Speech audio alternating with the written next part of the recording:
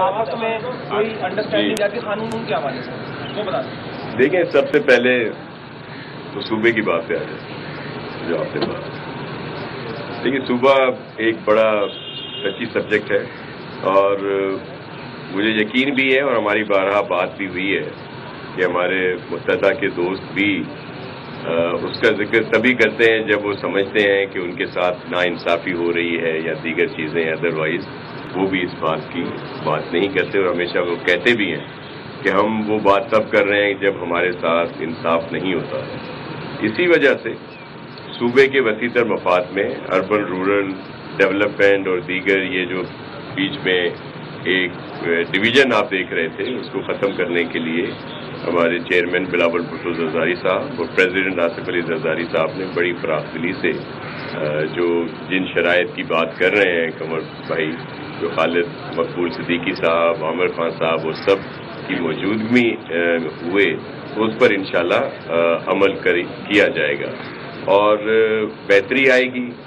جو آپ نے دیگر بات ہوئی آپ کی طرف سے جو کیسز ہیں اور دیگر جو ایشوز ہیں ان میں بھی میرٹ پہ وہ ساری بات ہو رہی ہے. وہ بھی انڈر ڈسکشن آیا کہ جہاں جہاں اس طرح کی ناانصافیاں ہیں وہ ختم ہوں گی اور اس میں بہتری لائی جائے گی. ڈاکٹر شاہ صاحب یہ بتائیے گا کہ پی ٹی آئی نے جو ہے آصف زرداری کے خلاف جو ہے وہ مذمتی قرارداد سے اسمبلی میں جمع کرائی ہے کہ انہوں نے کور کمانڈر کے خلاف کوئی نازیبہ الفاظ استعمال کیے ہیں. دیکھیں، کوئی نازیبہ انہوں نے الفاظ استعمال نہیں کیے، بلکہ انہوں نے ایک ہمارے بہت ہی قابل احترام دوست صحافی ہیں ان کے سوال پہ بات کی تھی، لیکن بعد میں اس کی تصحیح بھی جو ہے وہ آ گئی. تو ایسی کوئی بات نہیں. ہم کور کمانڈر ہوں یا عام ایک ہمارا فوج کا جوان ہو یا افسران، سب ہمارے لیے قابل عزت و احترام.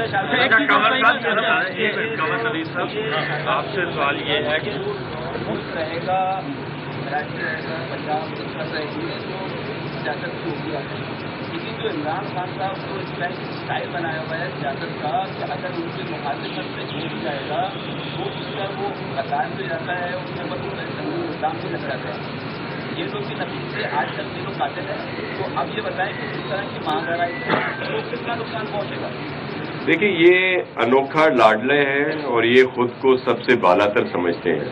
ان کو خود بھی اندازہ ہے کہ وہ کس طرح اقتدار میں آئے اور اب جب یہ گئے ہیں اور وہ بھی جمہوری طریقے سے، تو پھر یہ باولے سے ہوئے ہیں اور اب یہ یہی کہتے ہیں کہ ہم ہیں تو سب ٹھیک ہے، اگر ہم نہیں تو سب خراب ہیں.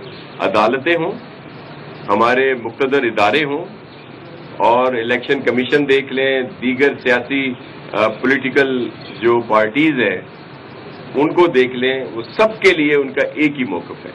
اور پھر وہ پوری دنیا میں جس طرح انتشار پھیلانے کی کوشش کر رہے ہیں اور سب سے زیادہ اس کا نقصان پاکستان کو ہو رہا ہے، ایک عام پاکستانی کو ہو رہا ہے، وہ یہاں پہ ہے یا بیرون ممالک میں ہے. لیکن ان کی اس وجہ سے پھر یہ جب خود آئین پر عمل نہیں کرتے، عدالتی احکامات پر عمل نہیں کرتے اور پھر یہ کہتے ہیں کہ جی عدالتیں رات کو کیوں کھلتی ہیں. آپ سب کے سامنے ہے، آن ریکارڈ ہے کہ جو موو تھی نو کانفیڈنس کی، اس کو کس طرح انہوں نے اس میں آئین سے کھلواڑ کیا، جو ٹائم فریم ہوتا ہے اس کو کھینچتے گئے اور جو کلیئر عدالتی احکامات تھے ان کو بھی انہوں نے نہیں مانا. تو ظاہر ہے جب اس طرح کی بات ہوگی تو عدالتیں ضرور کھلیں گی اور ان پر ان کو بڑا دکھ ہے.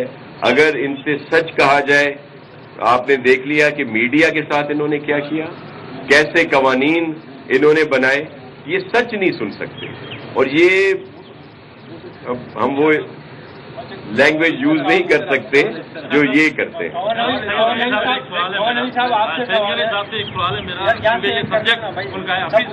ابھی ایک سوال کرنے دیں صاحب، آج 12 مئی ہے اور 12 مئی کے شہداء کی 15ویں برسی ہے.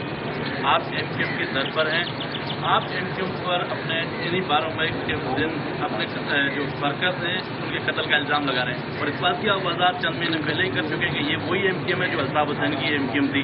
اس پر آپ کیا کہیں؟ आपसे सवाल है मेरा। चलिए उसका मैं जवाब देता हूँ। शुभ शुभ बातें किया करो। सूबे के वसीतर मफाद में हम सब साथ हुए हैं और जो लोग हैं 12 मई का वाक़या उसकी बड़ी अहमियत है, वो अपनी जगह पे। जो उस दिन के शहीद हैं, शोहदा हैं, उनका एहतराम, उनके लवाहिकीन के साथ हमदर्दी सब भी अपनी जगह पे कायम है और उसमें हमारे एमक्यूएम के दोस्तों ने भी उनके लवाहिकीन के साथ इस दुख में शरीक रहे हैं। तो दूसरा सवाल कंवर नवनी भाई ये बताएगा कि एमक्यूएम ने क्या फैसला किया, हुकूमत में जाने या अपोजिशन में ही रहेगी? अगर अपोजिशन में रहेगी क्या मौजूदा जो अपोजिशन लीडर है उनको उनका वर्तमान के एतराज इसी तरह बरकरार रहेगा, उसको तब्दील करेंगे? देखिए, अभी तो हमारी तरजीह यही है कि जो एमक्यूएम और पीपल्स पार्टी के दरमियान मुआहदा हुआ है उस पर अमल दरामद हो जाए, कानून पास हो जाए और ये सब कुछ हो जाएगा। फिर राब्ता कमेटी बैठकर ये तय करेगी कि हुकूमत में जाना है, कब जाना है, कौन मिनिस्टर बनेंगे, लेकिन अभी ये थोड़ा सा क़ब्ल इस वक्त है। क्या आपने दावत दी है आज बिलावल भुट्टो सरदारी से मुलाकात की, एमपी का आदत है? जो सवाल ये है कि टाइम बहुत कम है, 24 जून को बलदियाती इलेक्शन का पहला मरहला होने जा रहा है, तो ये तब्दीली कब तक हो जाएगी? देखिए, उस पर पेशरफ्त हुई है, जो अदालती अहकामात भी हैं, फिर हमारी पॉलिटिकल कमिटमेंट भी है कि 140A और इस पर अमल किया जाएगा और इन इदारों को मज़ीद बाइख्तियार किया जाएगा। उस पर काम हो रहा है। हमारी सिंध असम्बली की स्पेशल कमेटी भी बनी हुई है जिसका इजलास भी बुला लिया गया है और उसमें ये सारी सिफारिशात होंगी और फिर उस पर अमल किया जाएगा ताकि बेहतर कवानीन हो जो सही तरीके से लोगों की खिदमत की जा सके। अच्छा, ये बताइएगा आदिशा साहब, एमक्यूएम ने जो भी ये बल्दियाती इलेक्शन के हवाले से मसाइल उठाए हैं वो कब तक हल होंगे? क्या ये इलेक्शन शेड्यूल आ गया आपको, क्या आगे बढ़ाएंगे इसको या उससे पहले होकर सारा मामला हल हो जाएगा? और दूसरा, गवर्नर सिंह जलील अभी तक गवर्नर नहीं बन सके, क्या मामला है?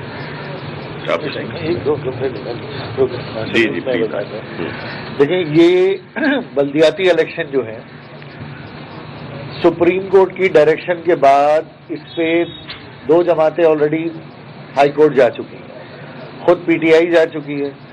सुप्रीम कोर्ट ने कहा है कि मकामी हुकूमत 2013 के अंदर आप अमेंडमेंट करें। 2 सेक्शन उसके मुकम्मल तौर पे उड़ा दिए, तो अब उस कानून में तरमीम होगी। तरमीम होने के बाद ही इंतखाबात मुमकिन होंगे।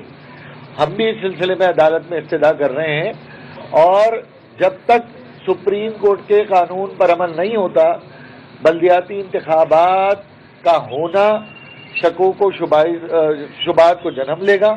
इसमें ताख़ीर हो सकती है और ताख़ीर होनी चाहिए। इलेक्शन कमीशन जब तक इसमें हतमी फैसला ना करे, जब तक अदालत से डायरेक्शन ना मिले। अच्छा, कमल साहब, कल जो है वो 3 दिन है, ये जो 24 तारीख को इलेक्शन होने जा रहे हैं वो फिलहाल पोस्टपोन की जाए जब तक वो तमाम मामला जो सुप्रीम कोर्ट के अहकाम पे प्रॉपर अमल हो, उसके बाद इलेक्शन होने चाहिए। ये हमारा फैसला नहीं है, सुप्रीम कोर्ट का एक फैसला आ चुका है और उसको लाजमी पीपल्स पार्टी ने बहैसियत हुकूमत उसमें तरमीम करनी है। जब तरमीम हो जाएगी तो फिर जाहिर सी बात है लॉ की शक्ल चेंज होगी।